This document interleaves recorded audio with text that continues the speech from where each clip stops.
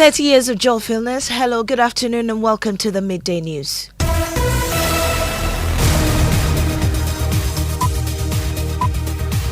The Midday News is live on Joy 99.7 FM and Hits 103.9 FM here in Accra. We're also live on Love 99.5 in Kumasi, myjoyonline.com. Live in all 16 regions of Ghana via various affiliates. Live on X Spaces, Facebook. The Midday News is supported by Petrosol Platinum Energy, energizing dreams. Coming up, security posts at EC chairperson's residence remain abandoned almost a week after withdrawal of security detail from the area. The tent, which used to house them temporarily in the course of the day and shield them from the rays of the sun as well as rainfall, is empty. We'll take you live to the EOCO headquarters, also where police have begun mounting barricades in anticipation of a march by NPP supporters to defend release of former Buffer Stock boss Abdul Wahab Hassan. Also coming up this afternoon, Tewo GH strikes bites hard on KNUST campus as mid-semester exams begin. We have a long way to go, and it's likely this strike, if with nothing is done, it will affect the main examination, because the main examination, we are not going to allow it to happen that we have allowed May semester. May semester has already been scheduled. We're live on the KNUST campus for updates. Also coming up, scores of Ghanaian students studying abroad on government scholarship face withdrawal from their courses and possible deportation after months of delayed stipend payments. All we are saying is that, Mr. President, this is not your creation. The government is continuing. Please come to the aid of the students. A lot more of the students are in very depressive state. In sports, the Black Queens of Ghana begin their Women's Africa Cup of Nations campaign later today in Morocco against South Africa. There's going to be live commentary of that game on Joy 99.7. Right, and also Ghana Meteorological Agency says Ghanaians should expect unusually cold and chilly mornings and nights until the end of August, a condition that could pose health risk, especially for people with weakened immune system. And also coming up,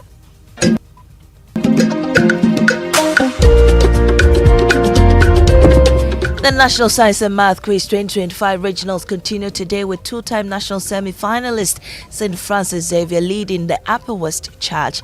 These and more with me, Maame, Nyamekye, Thompson. This is Joy News, independent, fearless and credible. Please stay.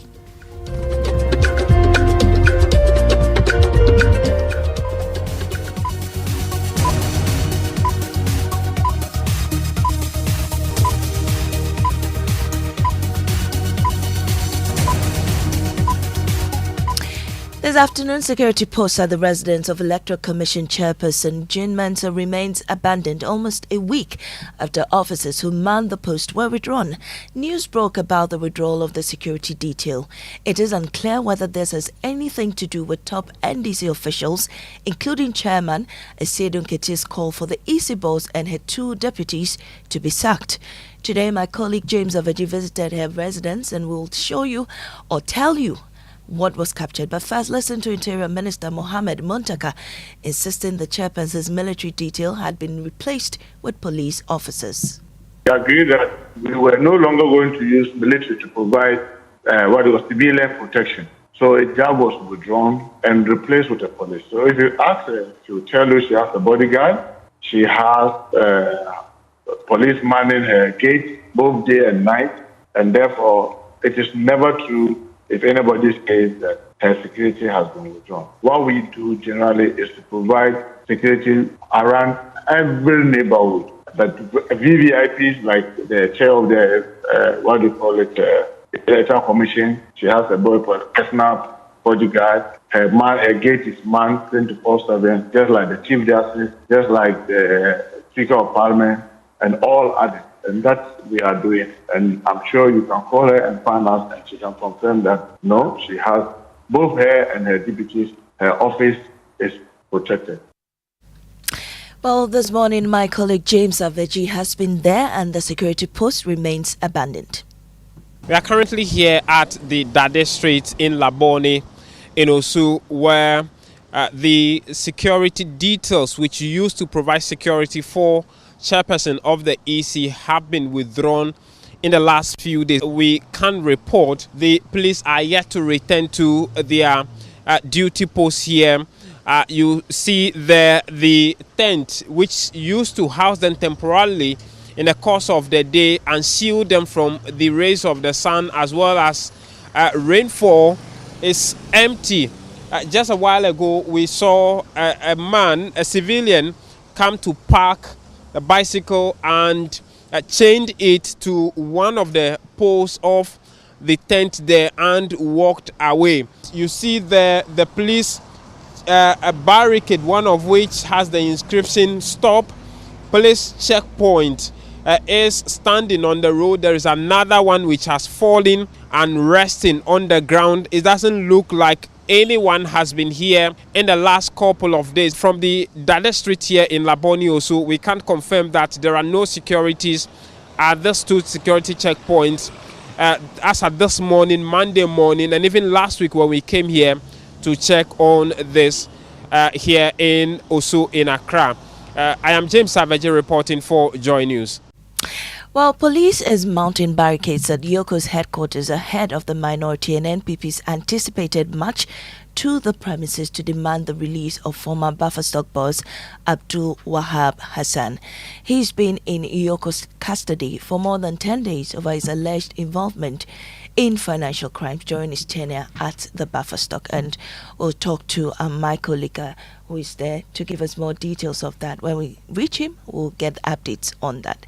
Now, academic work at KNUST is under pressure till GH strike begins to bite, disrupting mid-semester exams.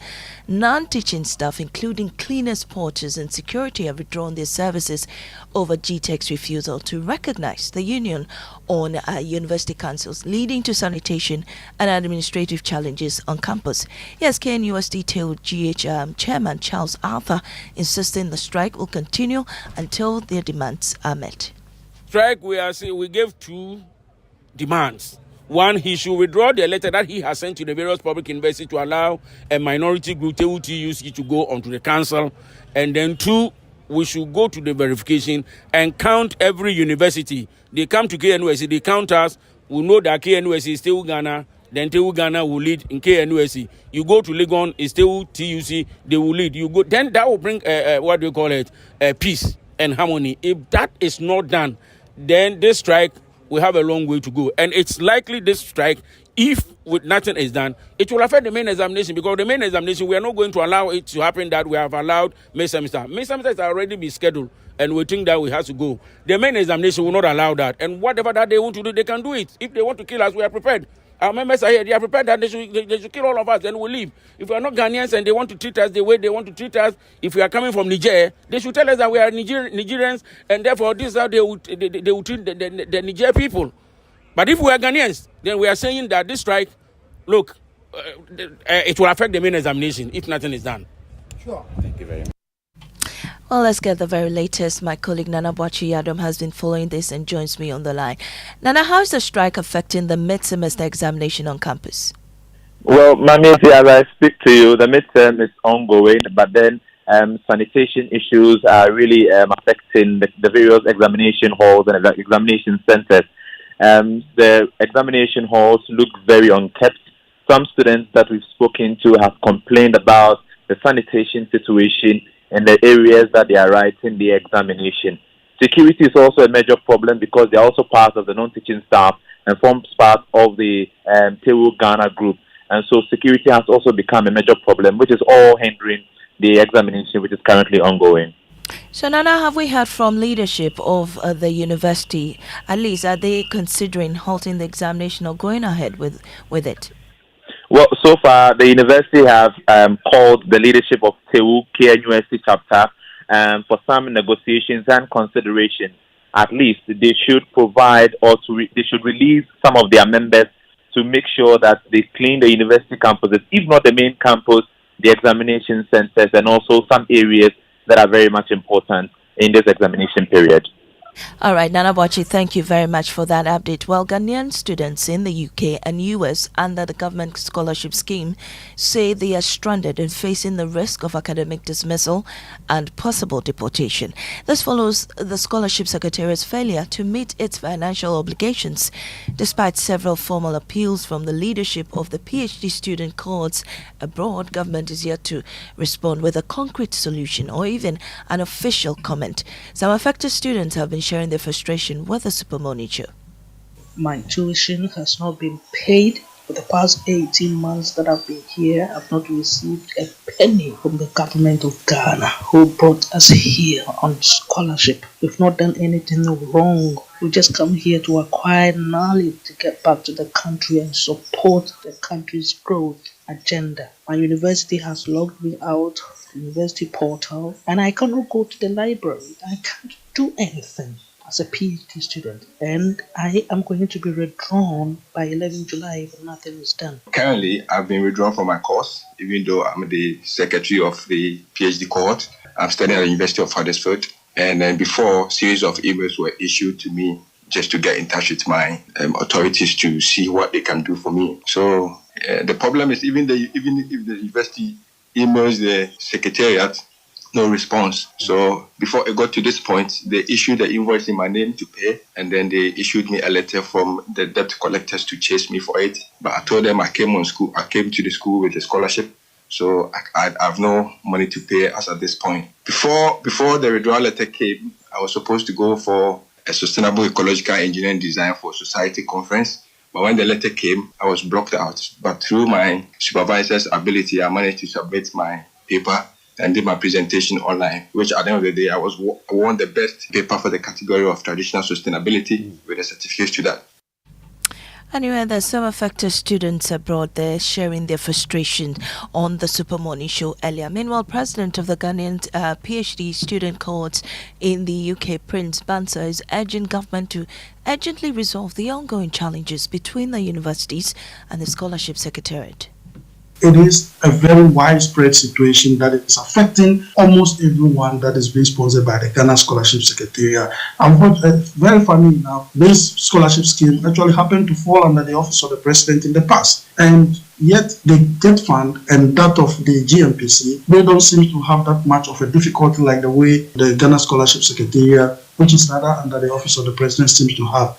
And so our plea is that we know that this is one of the liabilities that have been inherited by this current president. We know that this is not their creation, but government is obviously in a continuum. We are pleading that the situation is fluid. It is extremely, very, very, very fluid, and something needs to be done as quickly as possible. The research has to start with the Ghana Scholarship Secretariat. How do we do that? At least if you are owing students, you pay the students, and then you know that you don't have any debt with the student. As for the schools, you can always negotiate with them. The problem here, at the heart of the problem, is that there appear to be non-engagement and also the contradictions. Because if the registrar was here and met the schools, and yet the schools still proceed, and this situation continue to be cyclical. And the universities have realized that anytime they withdraw the students, the government act to pay something.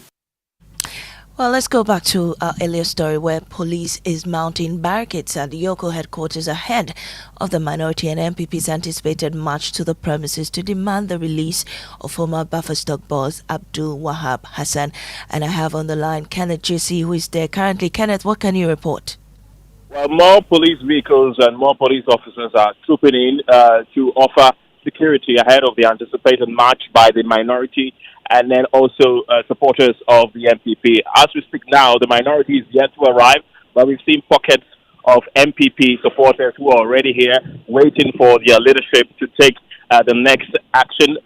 Wahab was detained on the 25th of June together with his wife.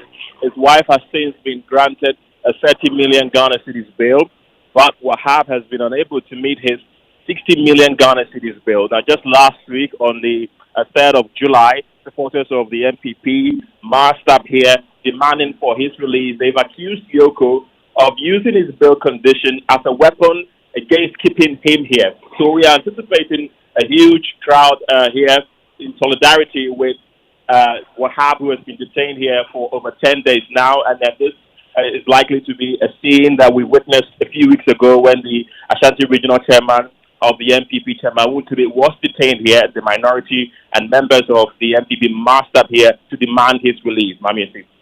Right, Kenneth, thank you for that update. Now, some legal practitioners are urging the Ghana Bar Association to hold lawyers accountable for 20 hours of pro bono cases.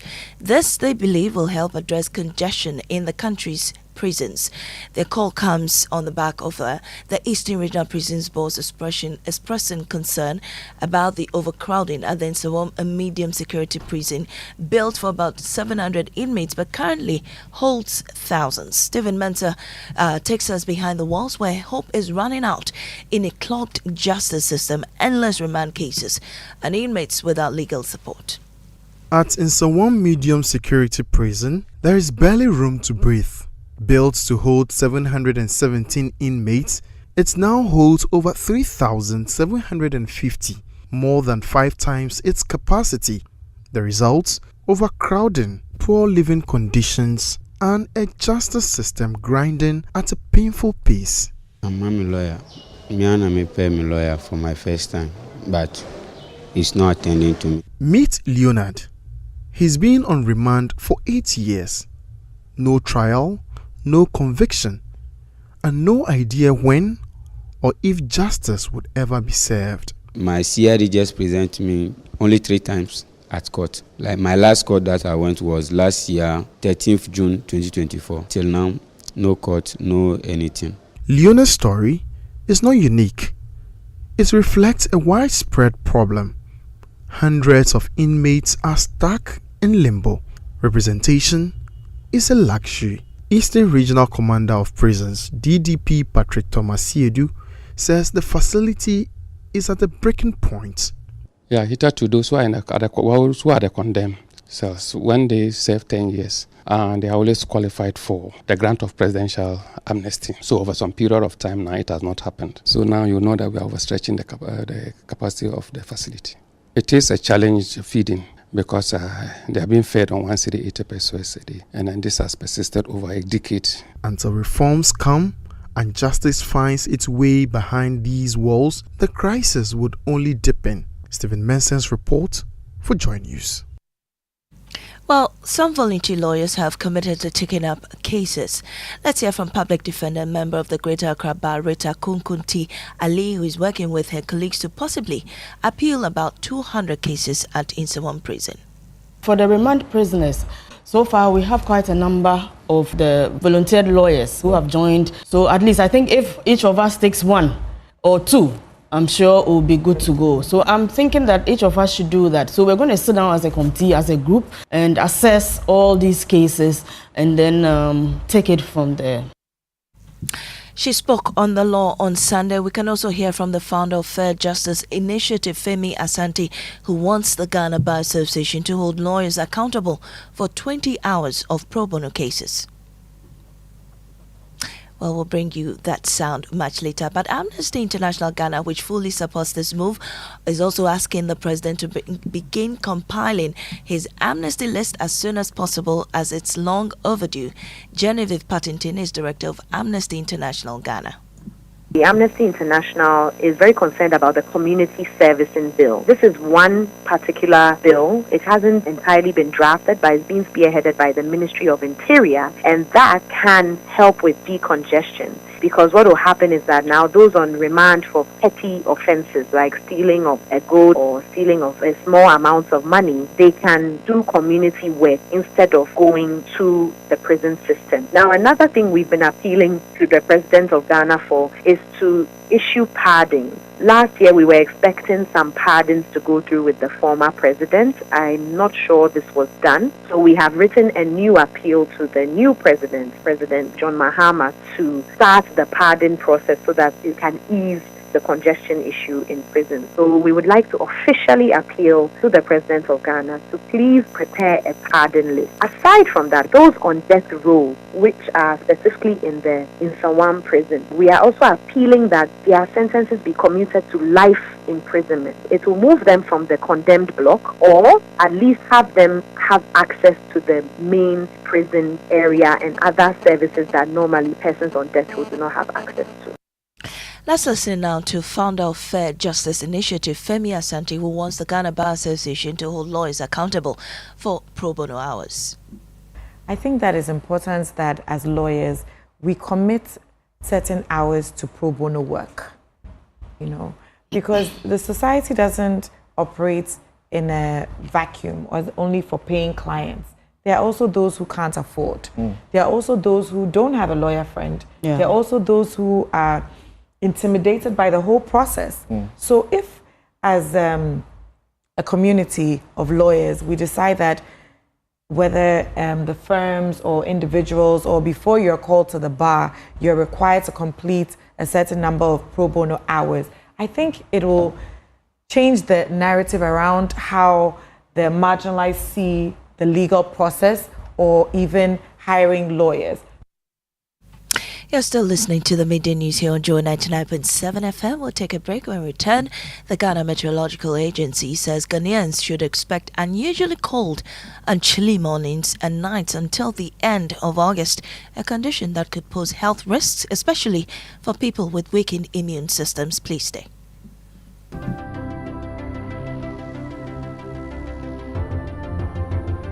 When budgets are tight, money difficult to come by, you want to be sure you get the best value for your money. These are not times to be spending money fixing expensive engine problems because of cheap fuel and lubricants. Drive to a petrol source station today and buy your quality fuel and lubricants, and rest assured of fuel that lasts long and lubricants that prevent expensive engine problems. Hear the sound. Petrosol, clean fuel in full quantity. At DSTV, we listen to what our customers want. That's why we've cooked something big for you. From now to 31st July, pay your subscription and get an instant upgrade to the next higher package for free. Enjoy the best of drama, awesome entertainment for the kids, reality shows, epic Ghanaian talent, family fun, and the FIFA Club World Cup. Pay with *759# and get upgraded instantly. Terms and conditions apply. DSTV, your home of entertainment. When I wake up in the morning, I brush my teeth with Kale Charcoal toothpaste. This gives me confidence all day. Anytime you meet Amma, don't be surprised I smile showing my beautiful white teeth because I don't have cavity thanks to Kale Charcoal toothpaste for its natural charcoal properties. In fact, we are like twins. I can't go without my Kale Charcoal toothpaste. That be why I dey use Kale Charcoal toothpaste morning and night when I dey go bed safe. It dey make my teeth white when it dey comot every scent from my mouth inside. My confidence level they go up, so I dey show my 32 teeth all. Introducing the Kale Charcoal toothpaste, formulated with activated bamboo charcoal powder, ensures whiter teeth and removes bad breath. The strong natural property of the activated bamboo charcoal removes bacteria, absorbs surface stains on our teeth caused by coffee, wines, and tobacco. Welcome, Kale Charcoal toothpaste. Kale Charcoal toothpaste, Sankofa Yenchi. Kale, happy smile. This advert is FDA approved. Junior, your school bus will soon get here. Hurry up. Mommy, my head is aching me and I'm feeling cold. Honey, Junior's temperature is too high and he feels feverish. Oh, baby. So you didn't give him the Encamol paracetamol syrup that I gave you the last time? Oh, no, I forgot. Okay, you know what? It's not too late. Just give him Encamol and he'll be fine in no time. Encamol paracetamol syrup, a strawberry-flavored paracetamol syrup, and it's specially made for children aged 3 months to 12 years. It helps manage pain like headaches, teething pain, and fever. And guess what? Because of the strawberry flavor, the kids enjoy taking it.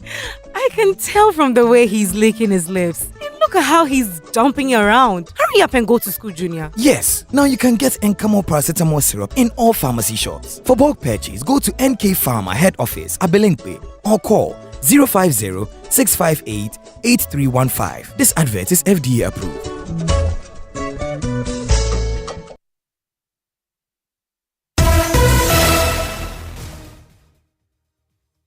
Welcome back to the Midday News. We do sports now with Achu Tamakla. Achu, it's been a while.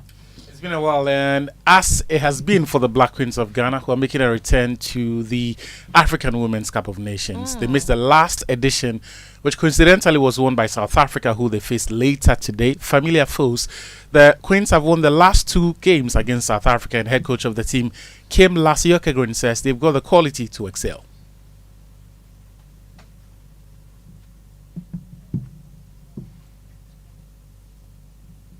For me, it's like very clear. If you're a coach in this level, pressure can't exist. You need to like the situation.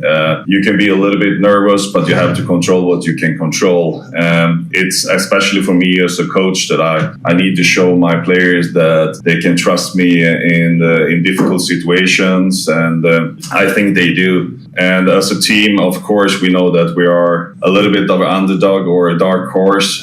We are not one of the biggest favorites that people are talking about, but I know that we have the quality in this group to beat all of the teams in this tournament.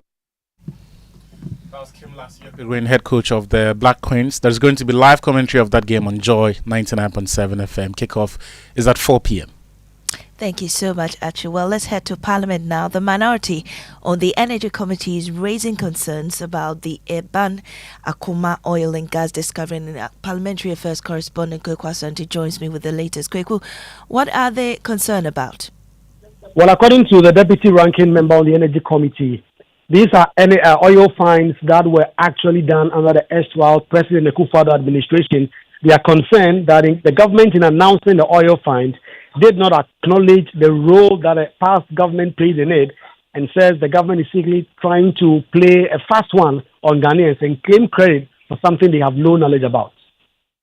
Kweku, thank you very much. We'll bring you updates on that in subsequent bulletins. Well, the farming community of Nipa is appealing for help to save its only basic school from collapse. Built by villagers nearly 30 years ago, the structure is now held up by wooden pegs and closes whenever it rains. Anasabit reports. Along the Techiman-Kintampo Highway lies the farming community of Nipa. Its future embodied in its only school, the Nipa Basic School, built by the community themselves back in the year 1994 with a hope for their children's future. 30 years on, that hope is crumbling. What you see here isn't just an old building. It is a structure being held together by sheer will and these wooden pegs, a desperate measure to stop it from falling down on the pupils inside. Aduya Da Costa is the headmaster of the school. We have a lot of challenges in the school. As we can see from the footage, we have challenge of office, we have challenge of school building. Faced with neglect and lack of immediate help, the community isn't just waiting.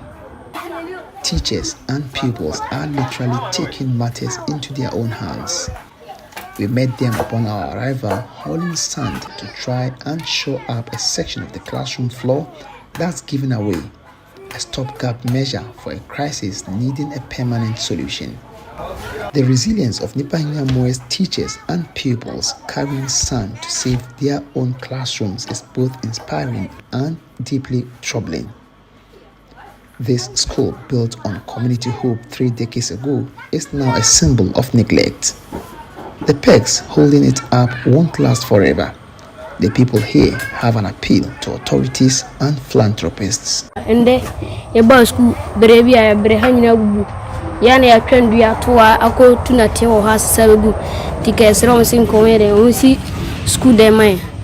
Nyamwa, here in the Bono East region, my name is Anna Sabri, reporting for Joy News. Well, have you noticed the unusually cold mornings and chilly nights lately? If you haven't, here's what's happening. The Ghana Meteorological Agency says Ghanaians should brace for persistent colder than usual weather conditions, especially during the early mornings and at night. And this will continue until the end of August. Joining me is senior forecaster at GMED, Joshua Asamoah, to give us more insight into this. Mr. Asamoah, we're grateful for your time on the Midday News. How does this aphelion phenomenon differ from other seasonal changes? Is it even dangerous? Well, thank you. And A very good afternoon to everyone listening as well. Well, it's not that particularly dangerous. It's something that we see every year. It's part of the seasons that we see in the country. Around this time, because the sun is a bit farther away from the earth, we tend to get higher pressures building up in our continent, and that leads to a lot of cloud formation for us in the coastal portion. And because the cloud cover is high, the sun rays are not able to reach the surface, and so it leads to a lot of low temperatures for most cities in the country. And around this time, we hardly get very heavy rainfall for coastal Ghana and the forest zone. It's mostly the drizzle, slight rain kind of events that we see mostly. Thank you very much. Joshua Asamoah is senior forecaster at the Ghana Meteorological Agency, and would have taken you to the regions to get an update on the National Science and Math quiz, but we're unable to do so as a result of the time now. But we know that two-time national semi-finalist St. Francis Xavier Junior Seminary is headlining the start of the Upper West Regional 2025 qualifiers as they battle alongside regional heavyweights for a slot at the National Championship.